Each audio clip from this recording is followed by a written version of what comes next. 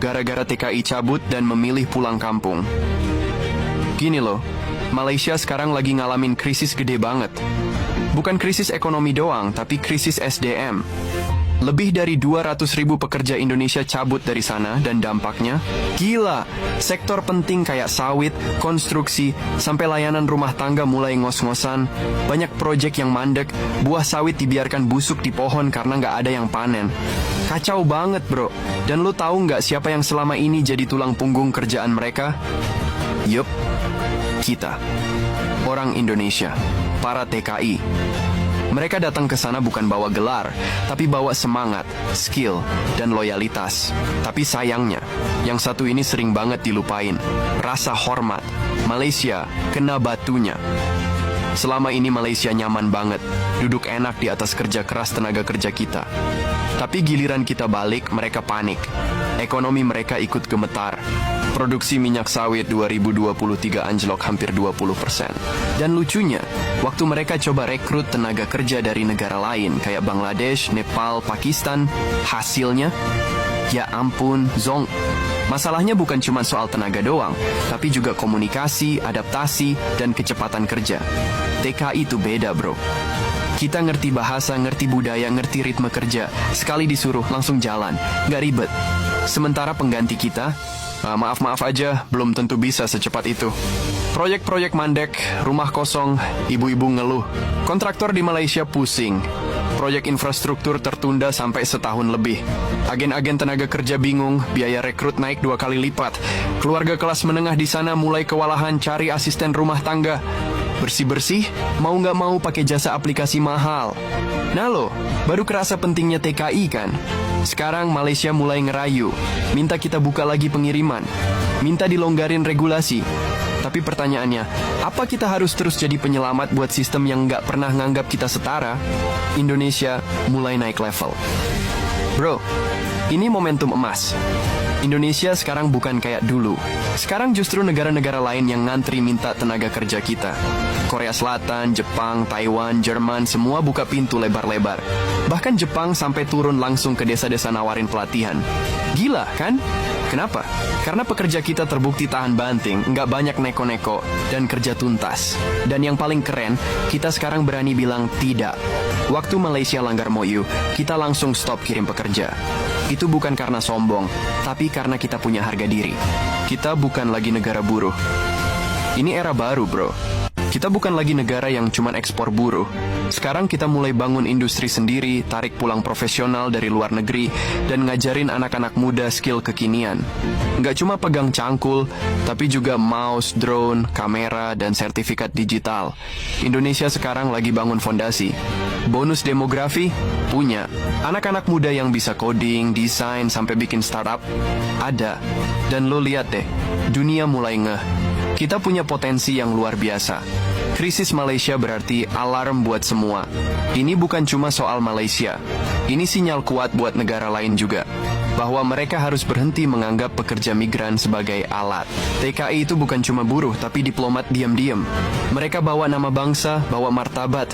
Dan ketika satu orang diperlakukan nggak adil, itu bukan soal individu. Itu soal harga diri seluruh rakyat Indonesia. Jadi, siapa yang butuh siapa? Dulu kita tunduk karena butuh duit. Sekarang, kita punya pilihan. Kalau Malaysia masih mau tenaga kerja kita, mereka harus siap berubah. Perlakuan lebih manusiawi, gaji yang layak, dan rasa hormat.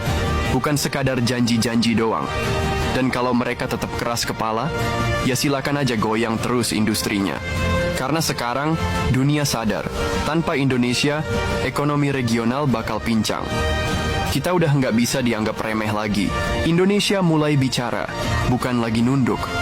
Kalau Malaysia mulai rewel dan nolak tenaga kerja kita, ya udah, santuy aja. Kita nggak kehabisan opsi, bro. Masih ada Korea, Jepang, Eropa yang justru lagi rebutan SDM kita. Bahkan di dalam negeri aja sekarang udah mulai banyak ngebuka lapangan kerja lagi. Yang ironis, justru di saat mereka mulai kehilangan kita, malah ekonomi mereka mulai goncang. Bursa saham nggak stabil, proyek-proyek pada molor, pertumbuhan mandek, dan ringgit makin lemah. Sementara itu, Indonesia lagi panen hasil reformasi. Cadangan devisa naik, remitansi dari luar negeri stabil, industri padat karya makin tumbuh. Inilah momen di mana Indonesia bisa ngomong dengan kepala tegak. Bukan sombong ya, tapi berprinsip.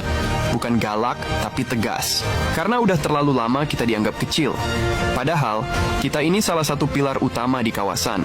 Jadi kalau Malaysia mau baikan, ya silakan aja. Tapi harus dari posisi sejajar.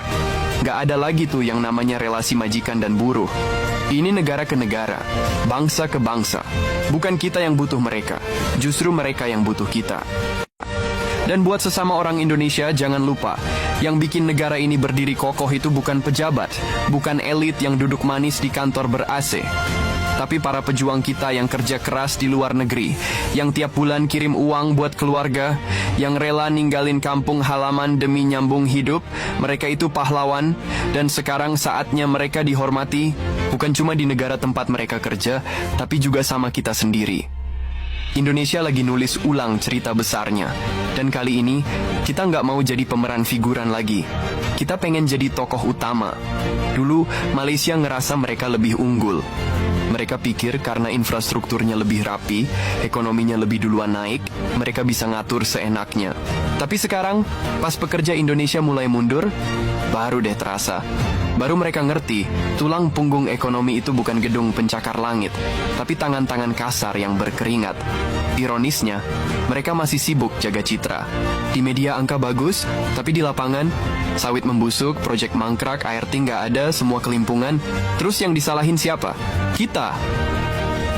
Katanya kita makin cerewet, makin banyak aturan. Padahal bukan cerewet, itu namanya berdaulat. Itu tanda kalau Indonesia udah nggak mau lagi diperlakukan kayak anak kecil. Kita bikin sistem, kita naikin standar. Karena kita udah capek lihat TKI dipukulin, digaji murah, tidur di lantai, paspor disita. Begitu kita bikin aturan, mereka panik, kaget. Karena selama ini mereka nganggap pekerja Indonesia itu murah dan nurut. Ya sorry banget, zaman udah berubah. Anak muda sekarang makin banyak yang kuliah, makin ngerti haknya, makin berani nolak kerjaan yang nggak manusiawi. Jadi kalau Malaysia mau rekrut lagi, ya harus ikut aturan main. Harus jelas, harus adil. Yang paling penting, hargai martabat manusia. Ini bukan sekadar urusan buruh. Ini soal posisi tawar Indonesia dalam ekonomi kawasan. Kita udah buktiin, tanpa pekerja kita, ekonomi mereka goyang. Artinya, Indonesia harus main di level atas. Cukup jadi penonton. Sekarang waktunya duduk di meja negosiasi. Bukan cuma soal gaji, tapi soal perlindungan hukum, jaminan sosial, pendidikan anak, dan hak keluarga. Kita bukan negara yang bisa dibohongi pakai janji manis di atas MOU doang. Kalau nggak serius, ya udah. Kita kirim ke Korea, Jepang, Australia. Negara-negara itu malah ngasih pelatihan, fasilitas, dan jalur legal yang manusiawi. Sementara Malaysia masih ribet sama birokrasi, calo, dan dokumen nyangkut. Ya jangan heran kalau ditinggal. Dan buat pemerintah Indonesia, tolong ya, jangan cuma bangga jadi penyumbang devisa. Harus ada roadmap buat ningkatin SDM di dalam negeri. Biar suatu hari nanti, yang kita kirim keluar itu bukan buruh kasar lagi, tapi tenaga ahli. Kita harus bisa bikin negeri ini menarik buat anak mudanya. Bukan cuma jadi tempat yang ditinggalkan, tapi yang dibangun bareng-bareng. Jangan cuma jago ekspor tenaga kerja, sementara negara lain udah fokus ekspor teknologi dan modal. Kita bisa kok. Asal serius, jujur, dan nggak bangga sama angka semu. Ini bukan soal marah-marah, tapi soal ngeset ulang hubungan regional. Soal gimana kita menghargai manusia. Karena bangsa besar itu bukan dilihat dari tinggi gedungnya, tapi dari gimana mereka memperlakukan rakyatnya, baik di dalam maupun di luar negeri. Indonesia sekarang lagi belajar berdiri tegak, dan ini baru permulaan. Dengar baik-baik, kita Indonesia, kita punya pilihan. Kita bisa terus jadi penyedia buruh murah, atau jadi bangsa yang disegani karena kualitas manusianya. Tapi buat itu, semua pihak harus bangkit. Pemerintah jangan cuma seneng hitung remitansi, tapi juga harus sigap pas rakyatnya ditindas di negeri orang. Bangun sistem perlindungan yang kuat, adil, dan transparan. Kalau ada negara yang enggak hormatin kesepakatan, ya udah, cut! Harga diri bangsa nggak bisa dibarter sama dolar. Pengusaha dalam negeri juga ayo berubah. Jangan cuma nyari murahnya, tapi latih dan didik tenaga lokal biar makin berkualitas.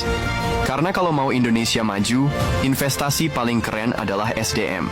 Dan buat masyarakat, ubah mindset. Jangan anggap kerja di luar negeri itu aib, tapi juga jangan terlalu diagung-agungkan tanpa tahu risiko dan perjuangannya. Migran itu pahlawan, tapi mereka juga manusia. Harus dihormati, harus dilindungi.